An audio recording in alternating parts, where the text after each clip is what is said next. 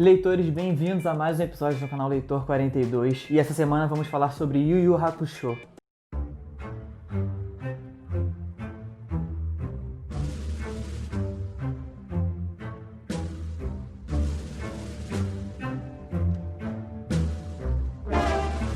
Yu Yu Hakusho é um mangá shonen publicado entre 90 e 94, já tem um tempinho, né? O que seria mangá shonen, né? Eu procurei no Google, é um termo que eu vejo quando se fala sobre Dragon Ball, Cavaleiro Zodíaco, Pokémon, Naruto, sei lá. Fala um mangá aí com menos de 20 anos, eu não sei. Esses mangás aí, eu sei que tem uns mangás shonen dessa década também, mas eu...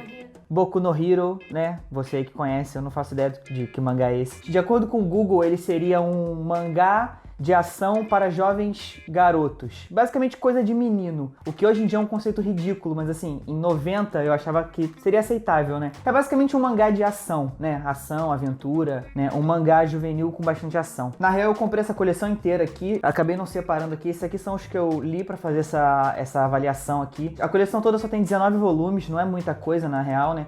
Então eu acabei comprando ela toda sem ter lido. Por que eu fiz isso, né? Porque eu sou louco? Também. Mas porque eu sou fã da animação, mesmo que você não tenha visto, né? Eu vi na época do Cartoon Network, mas ela passou na Rede Manchete também, se você é um pouquinho mais velho. Se você procurar hoje no YouTube, você consegue ver de graça, assim, ou no YouTube, ou no Crunchyroll, esses canais assim, você assiste a dublagem, que é muito bacana. Ela foi feita por cariocas e tudo bem, eu sou parcial porque eu sou carioca, né? O trabalho de localização da dublagem foi muito legal, ela foi elogiadíssima na época. Então, apesar de eu não ter visto o desenho todo, quando lançou essa nova edição aqui, que é o formato original dela, que acho que é tankobon, eu já comentei um pouquinho desses formatos lá no Death Note, então não vou ficar falando muito disso de novo aqui. Foi assim que ele foi publicado originalmente, 19 volumes, né? Então eu vi bastante do desenho, mais até do que eu li no mangá. Aqui eu li só uns 5 volumes só pra ver se tinha alguma diferença mesmo e tudo. A principal diferença que eu percebi nele, pra já começar logo reclamando, é que os primeiros 2 volumes do mangá são muito chatos. No desenho foram 112 episódios e eles resolvem em 4 episódios,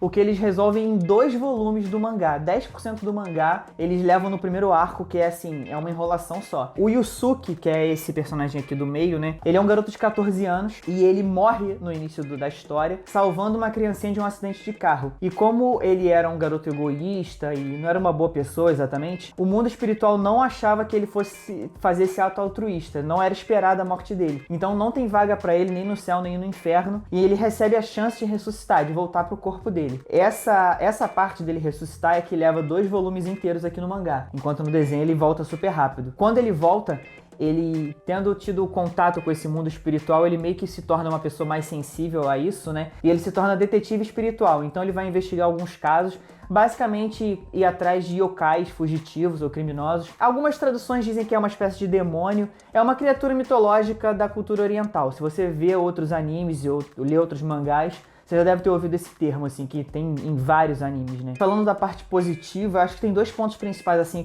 que me fizeram gostar muito do desenho na época e que acho que se mantiveram aqui no mangá. Quer dizer, que existiam no mangá e se mantiveram no desenho, obviamente. O primeiro é que as lutas são bastante criativas. Não é quem grita mais alto, quem tem os melhores flashbacks que vence. Geralmente eles conseguem pensar fora da caixa. Apesar de ser um mangá com muita porradaria, tem uma história bacana, né? As soluções para quando eles enfrentam inimigos mais fortes são até criativas. E um outro ponto legal, eu falei essa coisa do inimigo mais forte, o protagonista ele não é muito mais forte do que o resto dos personagens, que é um problema que eu também encontro em outras obras aí, como eu acho que eu citei, né? Rola o clichê de, tipo assim, essa galera aqui em volta dele, que é o time dele, são os primeiros inimigos dele. Isso é bem clichê de Dragon Ball faz isso também, né, e tudo. Naruto tem um pouquinho disso. Apesar do time dele ser bem clichê nesse sentido, todos eles vão aumentando de poder ao longo da história, pelo menos até onde eu vi no desenho, né, foi mais até do que o mangá. E eles são desenvolvidos, ganham novos poderes, então assim, esse time ele vai aumentando de poder junto. O protagonista ele não se torna absoluto, pelo menos até onde eu li. O desenho ele começou a ser feito antes do mangá terminar de ser publicado. O mangá ele foi até 94, né? O desenho acho que ele já começou a ser produzido em 92. Então eu não sei como a adaptação dele se deu, se ele esperava o desenho, se deu tempo. A gente sabe o que aconteceu com Game of Thrones aí, né? Que quando abandonou o material original se tornou péssimo. Então o final do desenho eu não sei se é fiel ao mangá, mas até onde eu li a adaptação ficou muito boa. O mangá é 16 anos, tá escrito aqui, não é questão de opinião, ele tá avaliado aqui pra 16 anos. O desenho eu via quando eu tinha tipo uns 12, Passava no Cartoon Network, então assim, não era um desenho pra adultos, sabe? Era um desenho de boa de ver. A linguagem do mangá é um pouquinho mais pesada, tem uns palavrões e tudo, então assim, não é exatamente pra criança, né? Você vai, vou dar uma revista de quadrinho pro meu sobrinho. Assim, não é tão infantil, mas pra adolescente não tem nada demais, assim. É violento e tudo, mas nada muito absurdo. É mais de briga e tudo, não tem uma violência pesada mesmo, uma violência que choca, assim. É uma violência, é aquela violência alegre, né? Aquela violência Marvel, assim, como eles diriam no... Como se, tipo, pessoas não pudessem ter sobrinhos de 16 anos. É, de repente você quer dar pro seu sobrinho de 16 anos, aí tudo bem também. É porque eu penso na criancinha, né? E todo sobrinho pra mim é uma criancinha, exatamente.